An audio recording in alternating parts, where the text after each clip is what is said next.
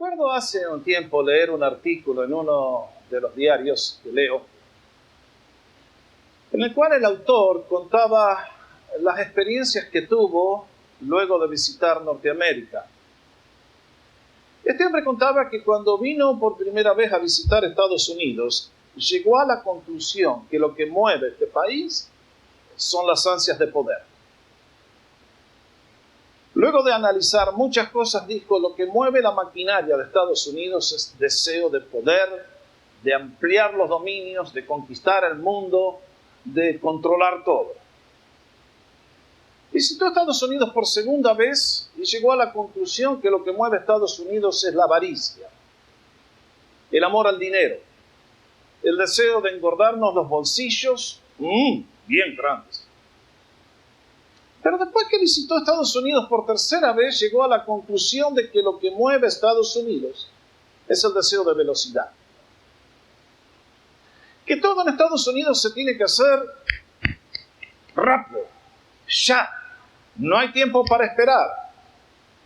Este es el país que ha legado al mundo los aviones, los automóviles, los freeways, las computadoras, que tanto ha hecho por el progreso tecnológico de la humanidad. Y ciertamente que lo que mueve a la mente y al corazón americano es el deseo de eficiencia, rápido. Todo se tiene que hacer bien y rápido. Y uno dice, muy bien, porque ciertamente que este set de conocimiento, de conquistar, de expandir, de trabajar rápido y con eficiencia ha movido mucho de lo que es la industria, ha cambiado las costumbres. La tecnología ha traído un mundo mucho más humano, aunque muchos dicen que la tecnología deshumaniza. Yo no estoy de acuerdo. Cuando pienso en aquella gente que yo veía cuando era chico, que se construía un edificio de 30 pisos y los hombres tenían que llevar los baldes en la mano y trepar 30 pisos para llegar hasta arriba. Y ahora veo esos camiones que tienen allí una manguera poderosa que con una bomba y hasta el piso 60, 80, 90 llegan las cosas sin que los seres humanos tengan que trabajar tan arduamente. Digo, gracias por la tecnología. Sin embargo, creo que los seres humanos siempre somos un poquito inclinados a llevar algunas cosas a un extremo que no conviene.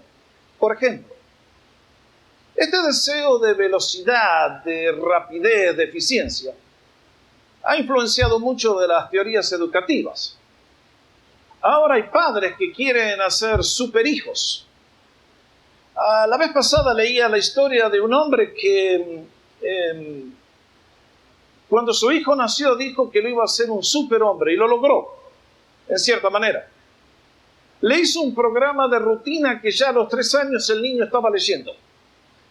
De tal manera que luego cuando entró a la escuela, ya en primer grado, el chico estaba más adelantado. Y para hacerles la historia corta, luego de las clases no había tiempo para el niño para que jugara, para que hiciera nada. Todo era volver a casa para estudiar y avanzar y ganar años. Tal es así que a los 10 años fue admitido en la universidad. El único problema fue que la madre pidió a la corte el divorcio y que le devuelvan su hijo porque el padre lo estaba convirtiendo en un monstruo.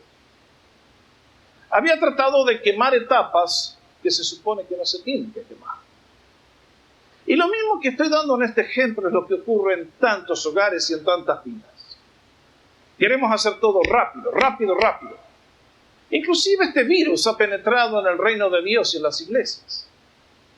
Cuando yo estaba en Argentina nos guiábamos por lo que voy a estar enseñando en esta parábola, pero he venido aquí y acá son todas metas y objetivos y resultados. Y tanto vamos a tener al cabo de un año y tanto vamos a... Es en medio de esta locura, para gente que vive muy apurada, que Dios nos quiere enseñar algunas lecciones que ustedes y yo tenemos que aprender con esta parábola que leímos juntos en Marcos capítulo 4, especialmente entre los versículos 26 y 29. La parábola del crecimiento de la semilla. Porque ustedes ven este problema de lo rápido, de lo urgente, de lo eficiente, de ya. Era el fermento que estaba también en la época del Señor Jesús. No en relación a la tecnología, sino en relación al reino de Dios. En la mente judía había una expectativa y era que el Mesías iba a venir.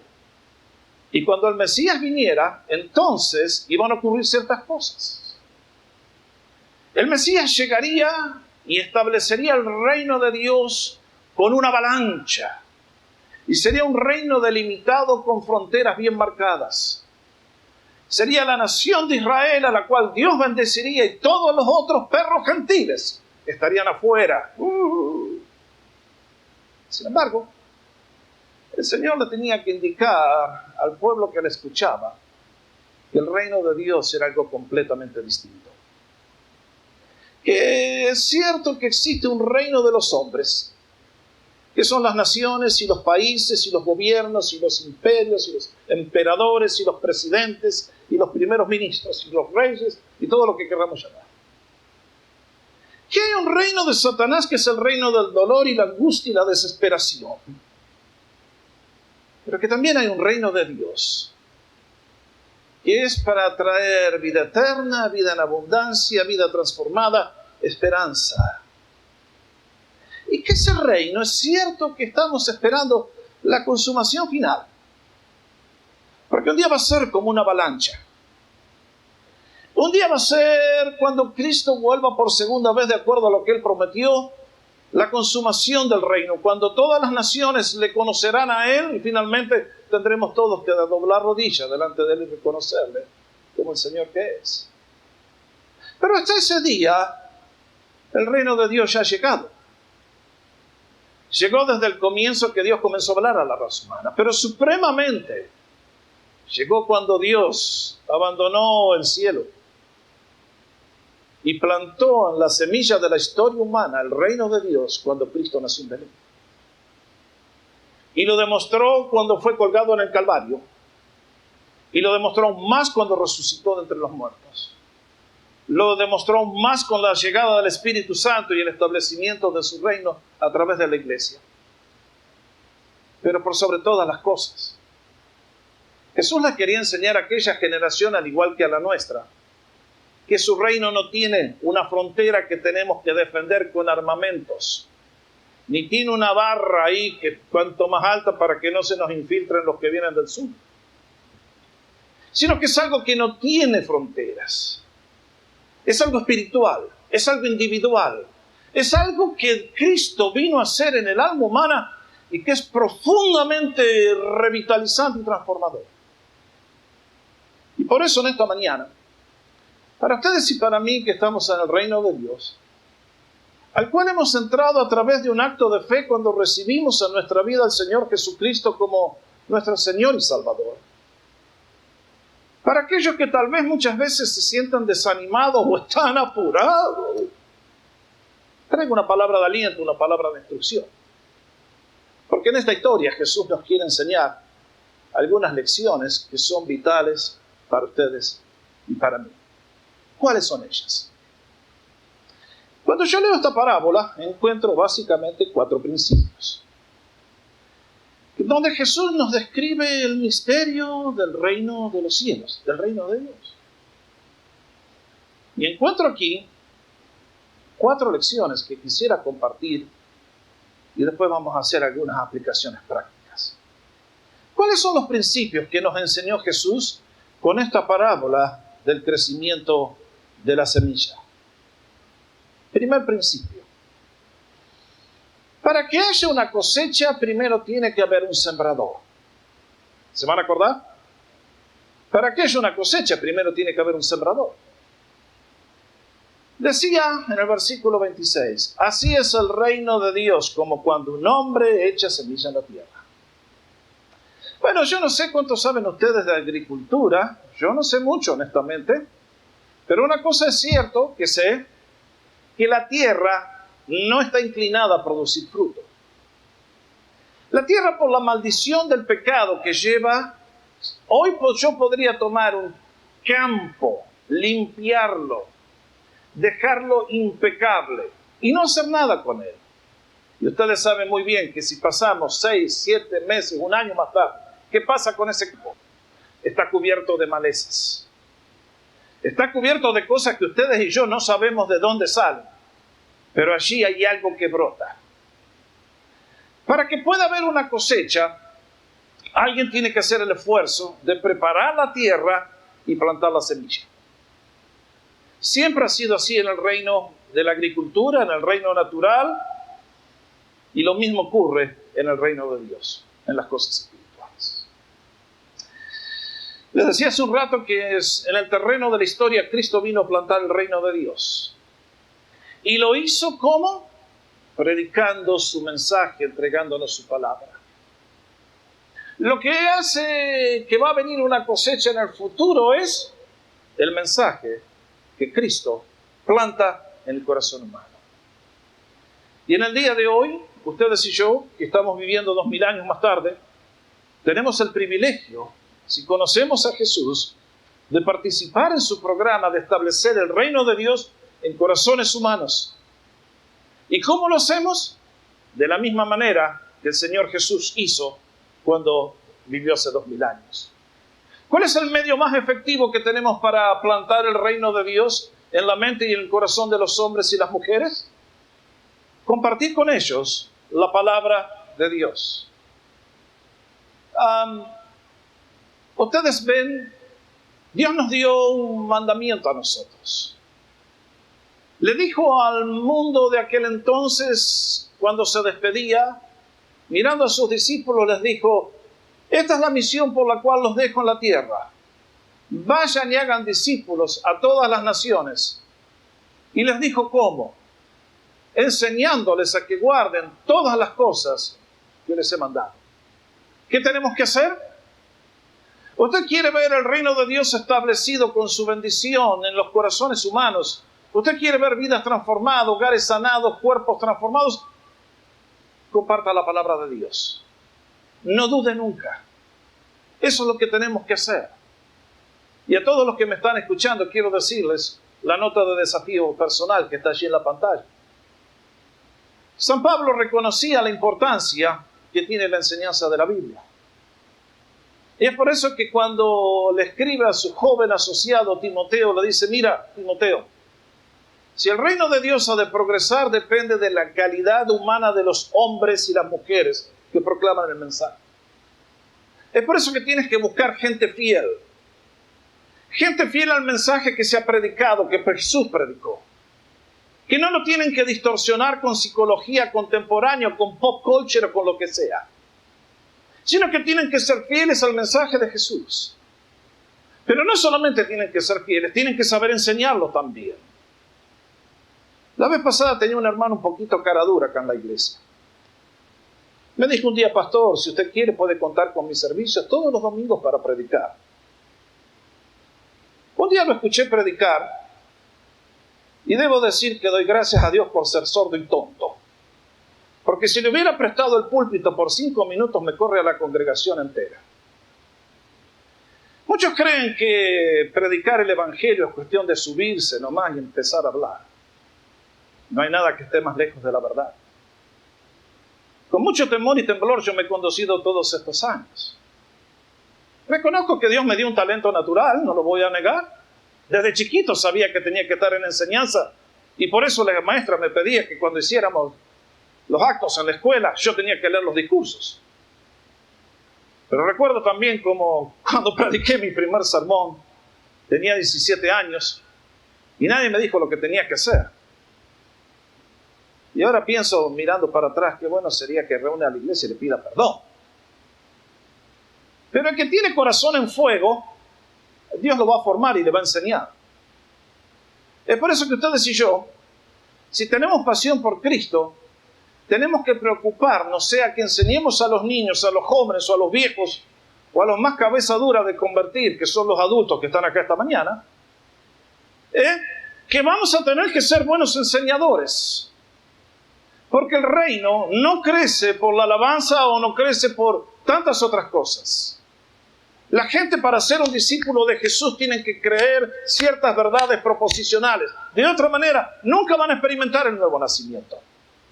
Es por eso que ustedes y yo tenemos que saber por qué la sangre de Cristo me limpia de todo pecado. Y tengo que poder explicarlo.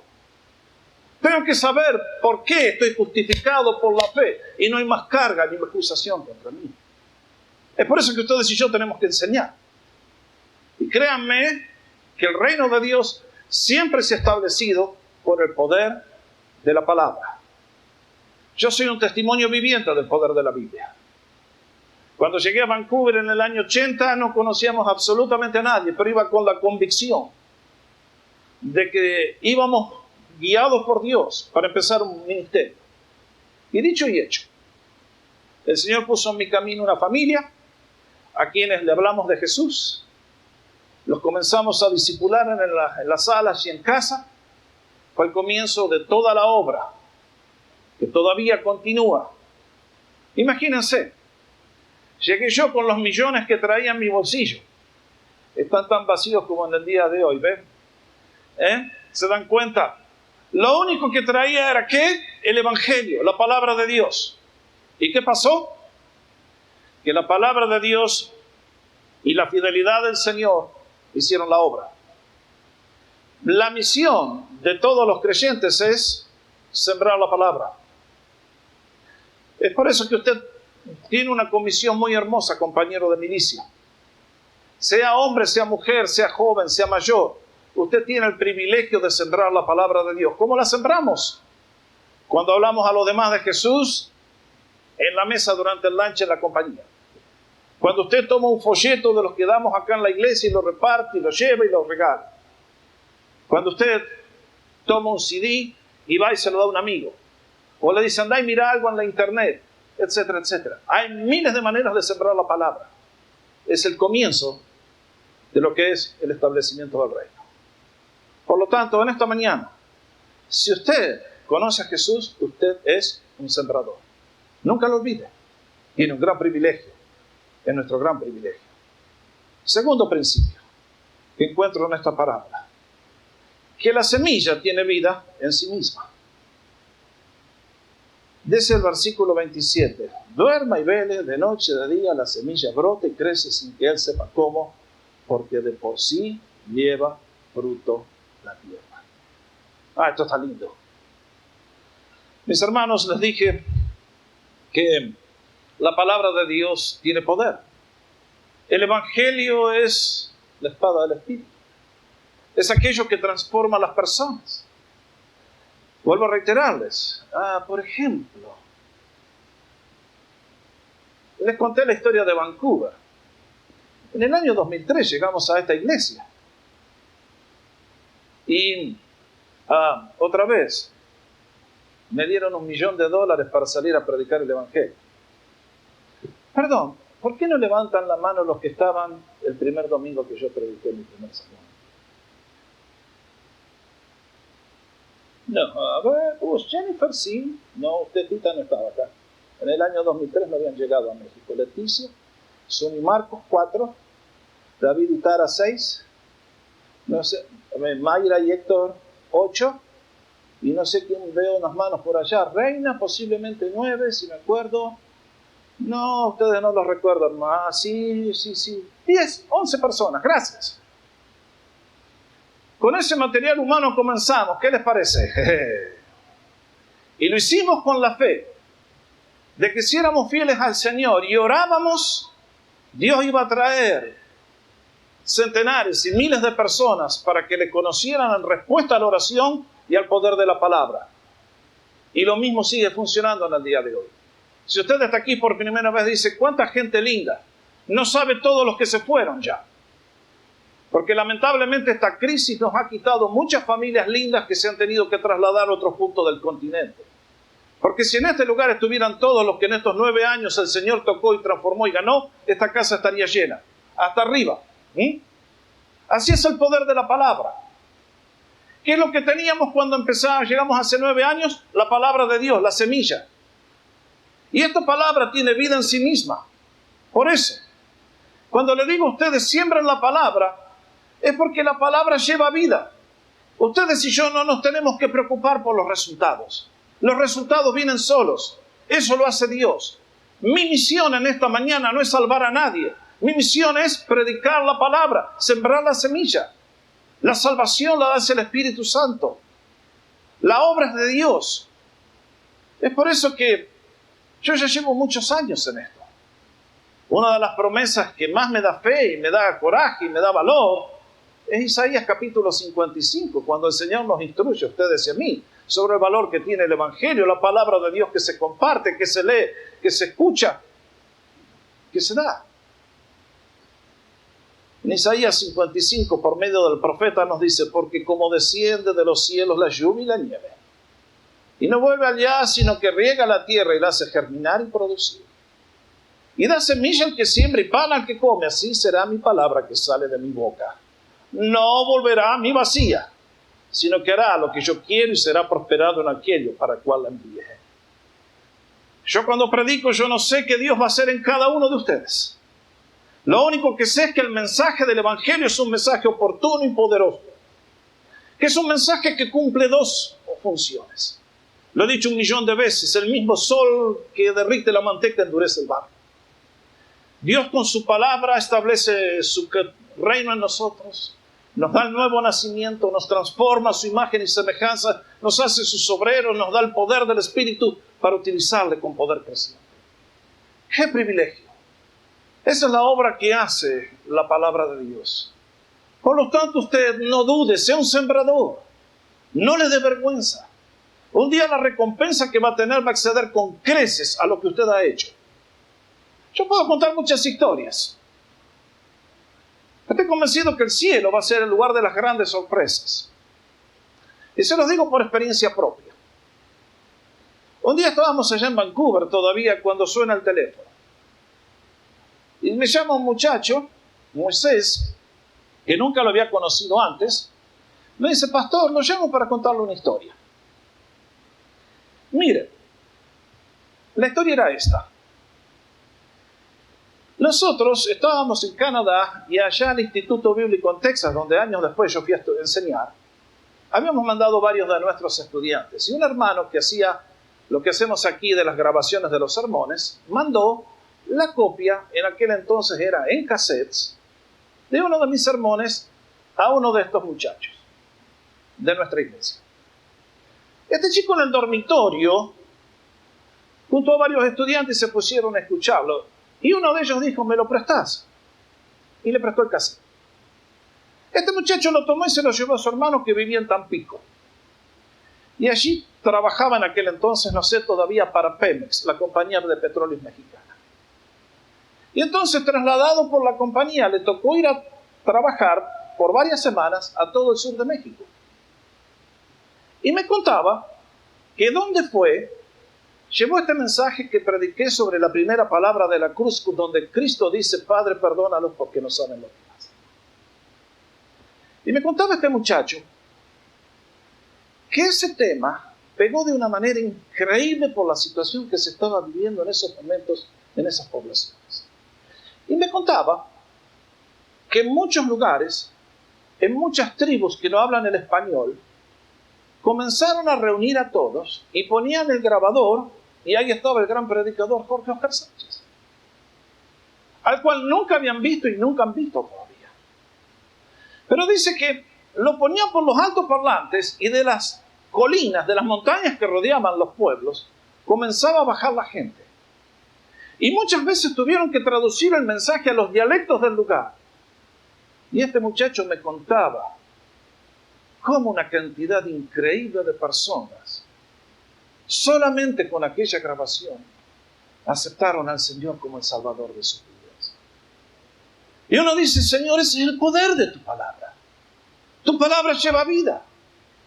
Ustedes y yo no sabemos lo que tiene la semilla. La ponemos en el suelo. El granjero la planta. Después, lo único que puede hacer es esperar. Pero sabe que porque la semilla tiene vida, la cosecha va a llegar a su debido momento. Mis hermanos, sembremos la palabra de Dios. No dudemos del poder de la semilla. Es el poder más grande que hay en el universo. Tercer principio. La obra de Dios siempre se manifiesta en forma gradual. El Señor lo dijo: porque de por sí lleva fruto la tierra. Primero hierba, luego espiga, después grano lleno en la espiga. Así funciona siempre.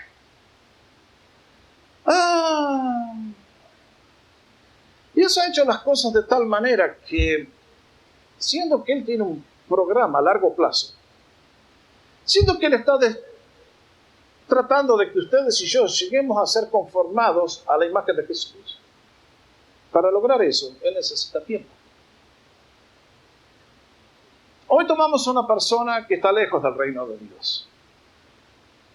Yo he visto tanta gente que un día estaban ahí tirados en la calle, víctimas del alcohol, de tantos vicios, personas que olían feo, y hoy están en las iglesias y son príncipes con Dios.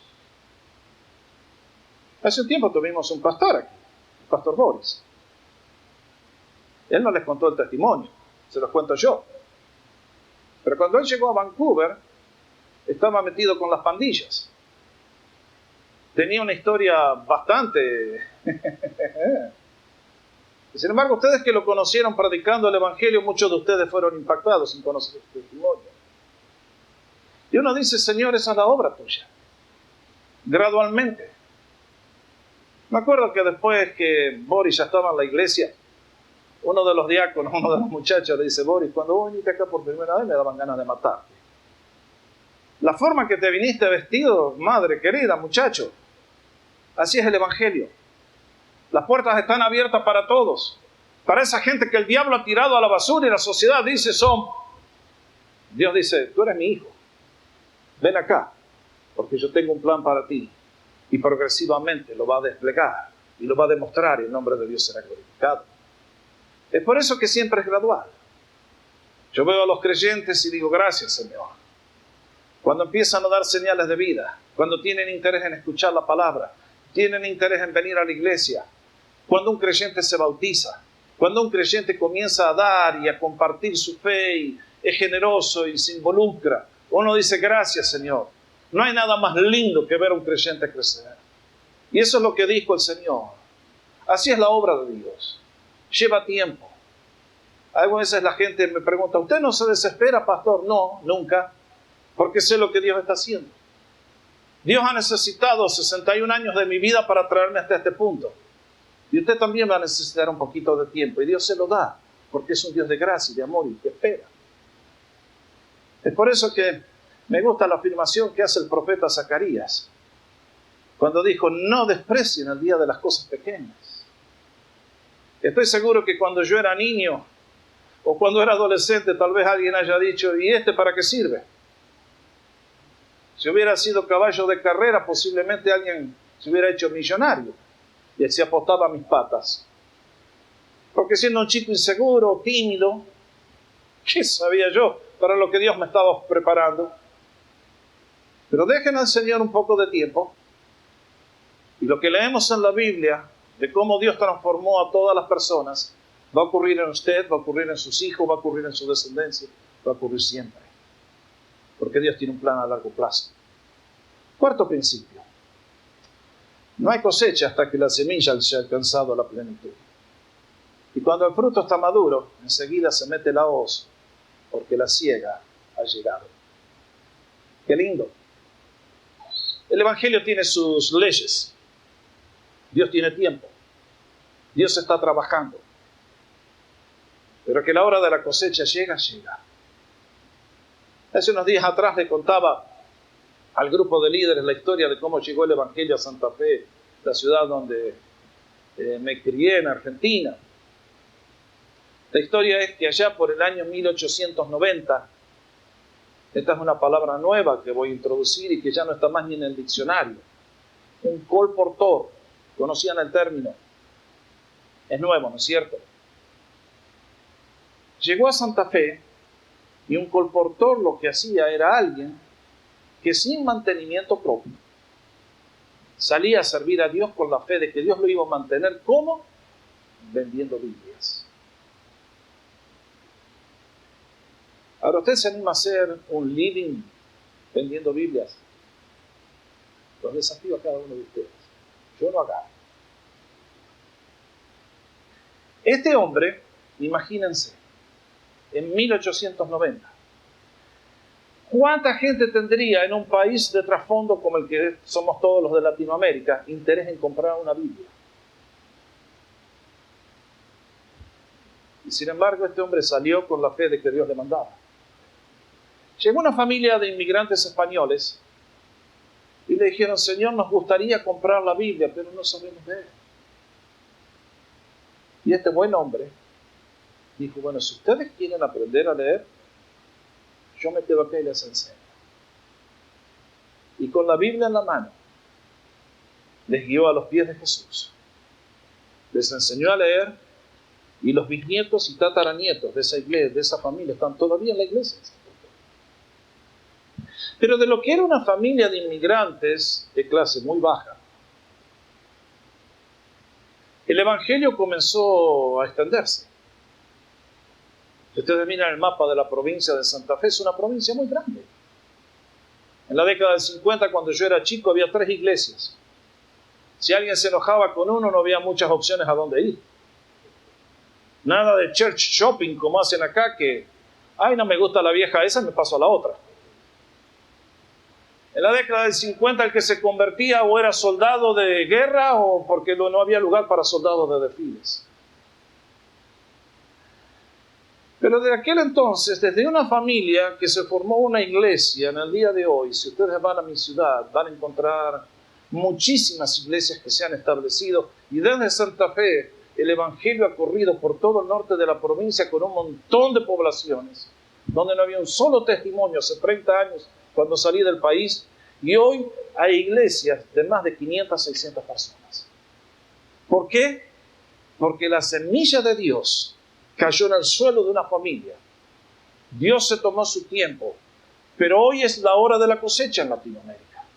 Ustedes que vienen de Colombia, de El Salvador y tantos países me pueden decir, lo mismo pasado en mi patria. Correcto, porque ha llegado el tiempo de la cosecha. La vez pasada hablaba con un hermano que amo mucho, Carlos Anacondia, y me decía, esta es la hora de México. México es el lugar donde el evangelio está corriendo como nunca se ha visto antes.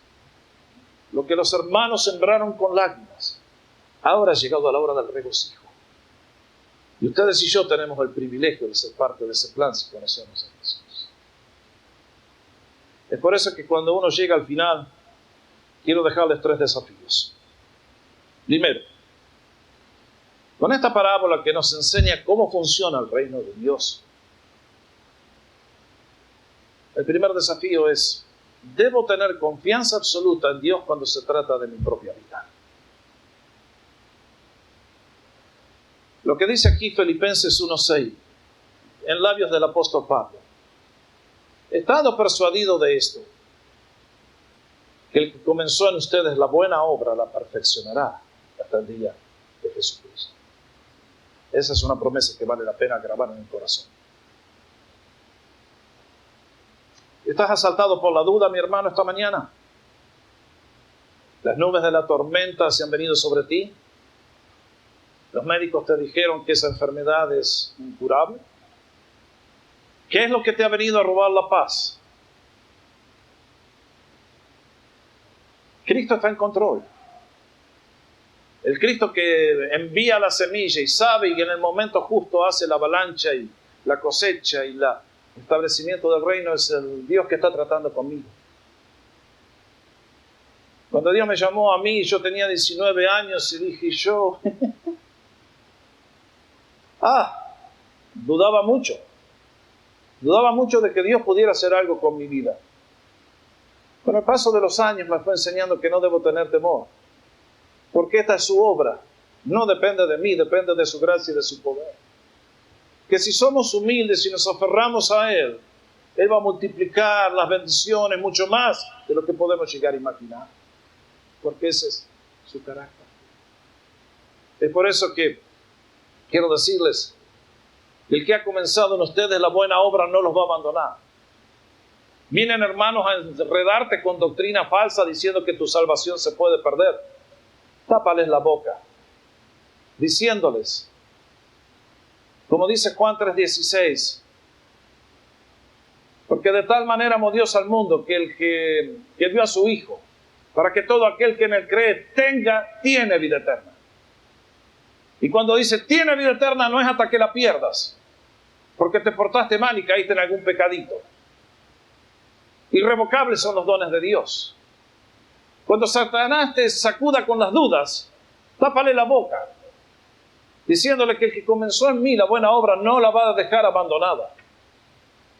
Si tienes temor que algún día no vas a entrar al cielo porque eres incapaz o eres infiel o has caído en tantas cosas, recuérdale que la salvación es por gracia y la santificación es por gracia también.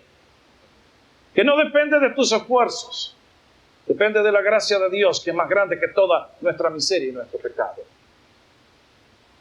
Por lo tanto, nunca te desesperes. Nunca te desesperes de ti mismo. Nunca te desesperes de aquellos que amas. Si eres padre, no te desesperes por tus hijos. Dios está en control. Dios está formando carácter. Y le digo a todos los padres, no entierren a sus hijos antes de tiempo. Conozco tantos padres que son duros y severos y lo único que tienen como regla es chaca, chaca, chaca, chaca. ¡Ey! Dale tiempo al Señor. Tú no eres Dios. Tú tienes que plantar la semilla. Hagámoslo con gracia. A su debido momento viene la cosecha. Segunda lección que quiero sacar. Que si Dios tiene confianza en mí y se ha comprometido a llevarme a la gloria, debo recordar también que si Dios está en control, entonces puedo vivir sin ansiedad. Mis hermanos, dice la Biblia, el que no escatimó a su propio Hijo, sino que lo entregó por todos nosotros, ¿cómo no nos dará también con Él todas las cosas? Hay hermanos que creo que pecan porque pueden confiarle a Dios el alma para el destino eterno, pero no le pueden confiar la vida para cuidar sus negocios. Esto es un error grave. Es un pecado morboso. Si yo puedo confiar en Jesús, que murió por mí y me dio vida eterna, ¿cómo puedo dudar de que Él no se preocupa por mí? Muchas veces no entendemos el plan de Dios. Nosotros estamos convencidos que Dios nos tiene que poner una camita fácil y todo servidito en la bandeja de oro. No, no funciona así. Estos días estaba meditando sobre la vida de mis héroes del Antiguo Testamento y mi héroe favorito es José.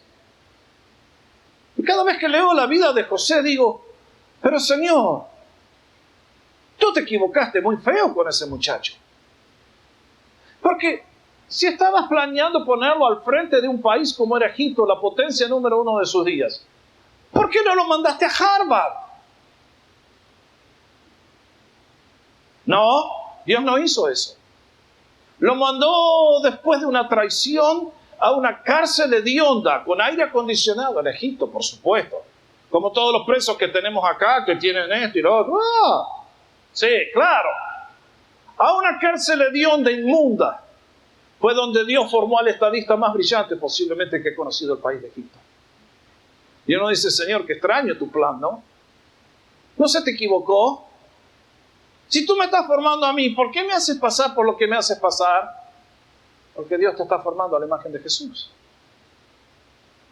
Y Harvard no capacita a gente para eso. Eso se aprende en otro lugar, en la trinchera de la vida. Es por eso que ustedes y yo, si conocemos a Dios, podemos vivir sin ansiedad.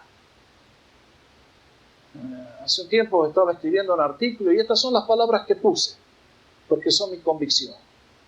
La ansiedad es el resultado de hacer nuestras cosas con nuestras fuerzas, a nuestra manera, según nuestra sabiduría, de acuerdo a nuestro tiempo. La ansiedad desaparece cuando estamos dispuestos a aceptar que las cosas que queremos debe hacerlas Dios, con su poder, a su manera y a su debido tiempo. Eso es cristianismo puro.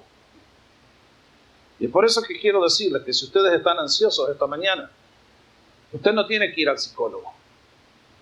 Usted tiene que ir a Dios.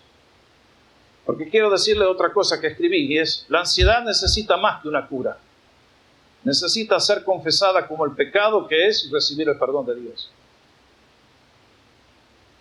Un creyente que es tan ansioso, preocupado, es un creyente incrédulo, y un creyente incrédulo deshonra a su Señor. No debemos caer en esa trampa. Por eso, 1 Pedro nos exhorta echando toda nuestra solicitud, nuestra ansiedad sobre Él, porque Él tiene cuidado de ustedes. ¿Se van a acordar? Ustedes y yo podemos vivir libres de esta emoción destructiva si conocemos a Jesús. Último desafío. Si la cosecha está garantizada, debo cobrar valor y trabajar de manera constante y creciente. Ya me imagino que por acá puede haber algún teólogo de esos brillantes de mente deformada que diga, bueno, qué fácil que está esto. La semilla crece, entonces yo me tomo vacaciones. Mis hermanos, Dios nos contó esta parábola para hacernos débiles y perezosos, sino para mandarnos a una acción más decidida, más valiente, más activa. Me encanta la exhortación del apóstol Pablo. No nos cansemos, pues, de hacer bien, porque a su tiempo cosecharemos si no desmayamos. ¿Estás desalentado porque has testificado y no todos han aceptado? ¿Estás desalentado porque recuerda la promesa? Recuerda la parábola. La semilla, porque tiene vida, va a traer fruto. Persevera. Por eso dice, así que, según tengamos oportunidad, hagamos bien a todos y especialmente a los de la familia de la fe. Todo lo que un día hemos hecho, esa semilla que es chiquitita y que parece que nunca va a dar vida, ustedes se dieron cuenta, ¿no es cierto? Y cuando ustedes ponen una semilla de sandía en la tierra, ¿qué sale? ¿Una sandía? A ver los expertos en agricultura. No sale una sandía. Sale una planta inmensa con un montón de sandías. Cuando ustedes ponen una semilla de naranja en la tierra, ¿sale una naranjita? No, sale un árbol. Que si lo saben criar, que puede dar naranjas. Con Dios es exactamente igual. Ustedes y yo hoy sembramos algo que parece chiquitito, pero porque Dios es el Dios de la multiplicación y la cosecha. A Él le encanta tomar ese pan y esos pececillos como el del milagro y alimentar una multitud sin número. Ese es el privilegio de Dios. Es por eso que nos dice el apóstol, no nos cansemos de hacer el bien. Hay momentos que dan ganas de tirar la toalla, absolutamente. Hay gente que paga mal, pagan muy mal. Hay gente que un día les hemos amado y después son nuestros enemigos. Dejémoslos tranquilos. El juicio le corresponde al Señor. Yo debo seguir. Hay otros que todavía no han escuchado. Hay alguien que no quiere seguir las cosas de Dios. No es mi problema. Mientras hay acá 30,000, 40,000 hispanos para predicarle, ¿qué me voy a predicar si alguien viene acá y no se convierte? Ese es su problema. Es usted entre dos. Yo voy a hacer todo lo imposible para extenderle la mano, pero si alguien no la quiere tomar, es su decisión personal y Dios la respeta. Sin embargo, aquí estamos para decirle a todo el mundo, Dios te ama. Dios quiere plantar esa semilla en tu vida. Quiere introducirte en tu reino, en su reino. Quiere hacerte una nueva persona y transformarte y hacerte semejante a Jesús y darte una esperanza cierta. Y sanar tu vida y darte un futuro en esta vida y en la gloria.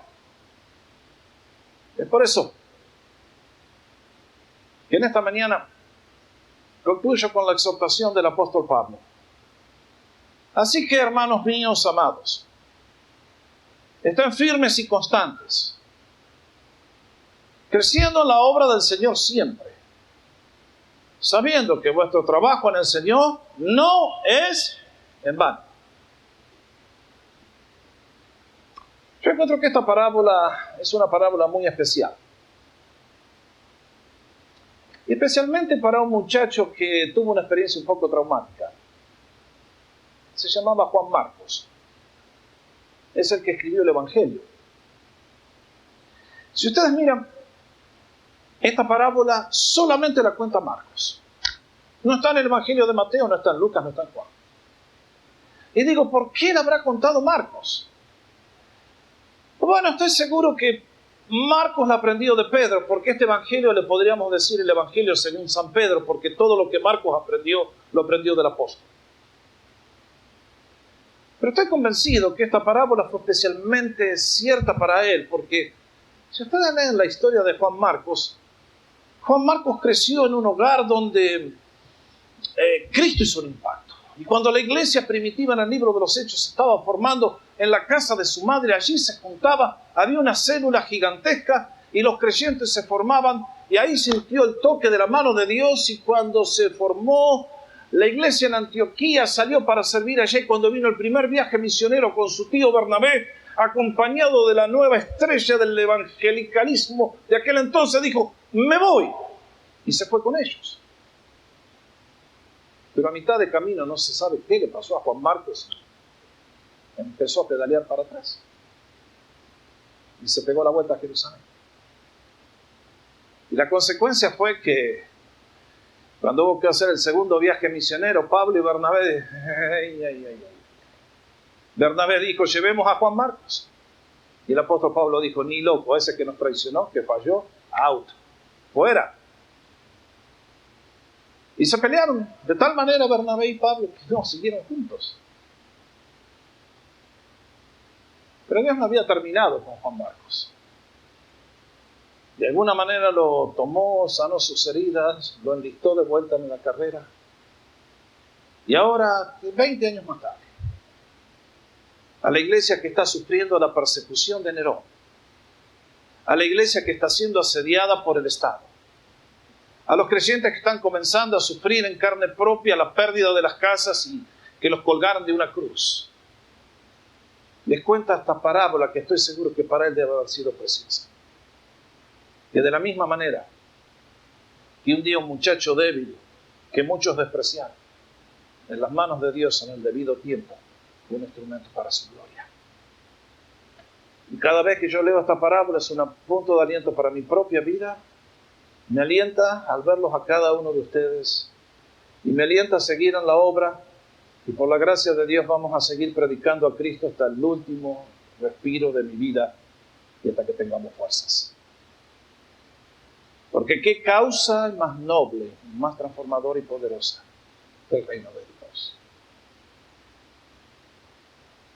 Hace unos días atrás vi una entrevista en la internet, la única que he grabado, de mi mentor, el doctor Martin Lloyd-Jones. El doctor, siendo joven, se enroló para la carrera en medicina. Y era tan brillante que, siendo de 25 años, ya estaba en el equipo que atendía a la corona británica. Y teniendo 25 años, largó todo, con todo lo que implicaba esa carrera: fama, dinero, la corona, y se fue a ministrar, a predicar el evangelio en una zona de última categoría en el país de Gales. Y allá Dios lo comenzó a formar hasta que llegó a ser posiblemente uno de los predicadores más destacados del siglo XX, con un ministerio mundial. En la entrevista le preguntaron: realmente usted dejó muchísimo para ser un predicador. Y el doctor, con esa sabiduría que tenía impactándome, dijo: yo no dejé nada. La carrera en medicina y toda la corona no se compara con el privilegio de anunciar las riquezas inescrutables de Cristo. Y damas y caballeros, lo que dijo el doctor Lloyd-Jones lo creo con todo mi corazón, y confío que ustedes también lo crean. Porque todas las cosas de este mundo van a quedar aquí, pero el reino de Dios permanece para siempre. Ustedes y yo tenemos el privilegio de ser sembradores. Sembradores de su palabra, que vive para siempre y tiene poder transformador. El poder de la transformación que toma tiempo, pero que porque Dios es fiel, entonces podemos estar tranquilos que la cosecha no llegará.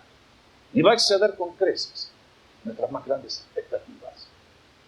¿Ha sido sembrada la semilla en tu corazón?